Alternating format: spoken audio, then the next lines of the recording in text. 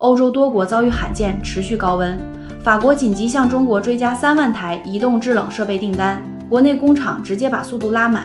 ，3天半就造出了2万台，这效率放在全球找不出第二家。今年夏天欧洲高温持续不退，德国甚至有人专门做了付费库存查询工具，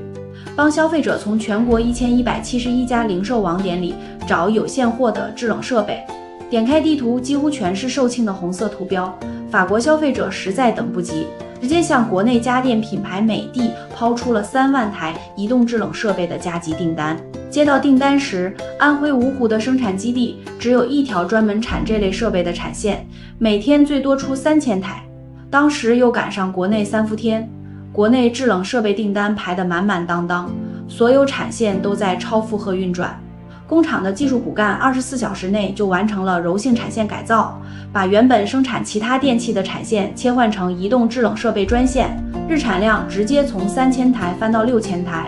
，3天半就完成了首批2万台的生产和出厂检验，平均每分钟就有超过4台崭新的设备走下流水线，整个供应链环环相扣。温州发来的标签，上午9点到产线，下午4点20分核心配件刚下高铁，5点就得直接上线，任何一个节点拖延15分钟，全线都得停下来等。为了不让这批降温设备等海运等上35到45天，国内企业直接放弃传统远洋路线，首次大规模启用跨境公路，搭配中欧班列的全程陆路运输，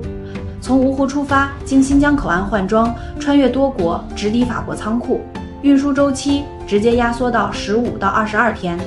，5天就能横跨数千公里，抵达新疆的阿拉山口或霍尔果斯口岸。很多人不知道，法国普通家庭的制冷设备拥有率才3.5%到6%，不是当地人不怕热，而是装一台分体空调，买设备只要500欧元，上门安装人工费就要1000到1500欧元，还得排队2-3个月。加上很多100年老建筑禁止在外墙打孔挂外机，违规就要吃高额罚单。传统欧洲本土厂商和日韩品牌根本解决不了这个痛点。中国企业拿出的 PortSplit 移动分体式制冷设备，不用打孔，不用请工人，10分钟就能安装完成，还完全符合欧洲最新的 F-Gas 环保冷媒标准，一上架就被抢购一空。之前西方舆论反复喊着要降低对中国制造的依赖，真到了高温酷暑面前，这些口号全成了空谈。在民生刚需面前，地缘博弈的空话远不如一台能快速降温的设备实在。